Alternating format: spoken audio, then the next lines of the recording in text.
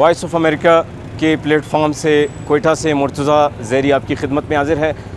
جیسے کہ حکومت بلوچستان کی جانب سے کل رات ایک نوٹیفیکیشن جاری ہوا کہ کوئٹہ شہر کو مکمل طور پر لاک ڈاؤن کیا جائے گا۔ اس سے قبل کوئٹہ شہر جو ہے وہ جزوی طور پر لاک ڈاؤن تھا۔ اس حوالے سے حکومت کی جانب سے یہ بتایا گیا ہے کہ شہریوں کو ہدایت کی گئی ہے کہ وہ گھروں سے باہر نہ نکلیں، اور اس کے علاوہ حکومت نے یہ بھی بتایا کہ وفاقی حکومت کی جانب سے جس طرح پاک آرمی کو اسٹینڈ بائی رہنے کی ہدایت کی گئی ہے،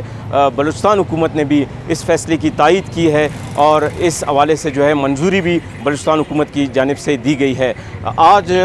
دوپہر 12 بجے کوئٹہ شہر کو لاک ڈاؤن کر دیا گیا ہے، اور حکومت کا یہ کہنا ہے، اس نوٹیفیکیشن کے مطابق یہ بتایا گیا ہے کہ 7 اپریل دوپہر 12 بجے تک جو ہے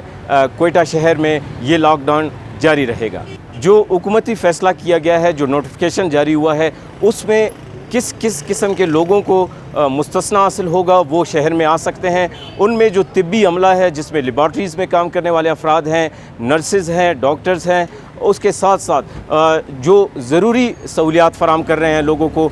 پبلک جو سہولیات فراہم کر رہے ہیں، جس میں وابڈا ہے، کیسکو ہے، پی ٹی سی ایل ہے، گیس کا محکمہ ہے، ان تمام افراد جو ملازمین ہیں وہ شہر میں باہر نکل سکتے ہیں۔ لیکن اس حوالے سے یہ بتایا گیا ہے کہ ان کے پاس ان کے ادارے کے جو کارڈز ہیں اس کا ہونا لازمی ہے۔ اس کے علاوہ اگر کوئی شخص بیمار ہوتا ہے تو اس کے ساتھ ایک جو اس کا تیماردار ہے وہ بھی ہاسپٹل جا سکتا ہے، اس کو ہاسپٹل لے جا سکتا ہے، لیکن ان کے پاس بھی جو قومی شناختی کارڈ ہے اس کا ہونا لازمی ہے۔ اس کے علاوہ جو گروسری شاپس ہیں، مختلف کھانے پینے کی جو اشیاء ہیں، جس میں سبزی فروش ہے، گوشت فروش ہے، اور دیگر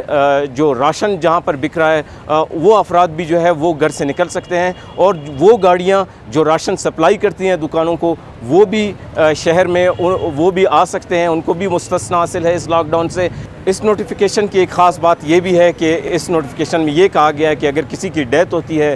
تو اس کی تدفین کے حوالے سے یا اس کی نماز جنازہ کے حوالے سے ایک SOP بنایا گیا ہے۔ سب سے پہلے جو افراد ہیں وہ متعلقہ جو تانہ ہے اسے اجازت لیں گے، اس کے بعد جب تدفین کی جائے گی یا نماز جنازہ ادا کی جائے گی تو ایک دوسرے سے 1 میٹر تک دور رہنے کی جو ہے وہ ہدایت کی گئی ہے۔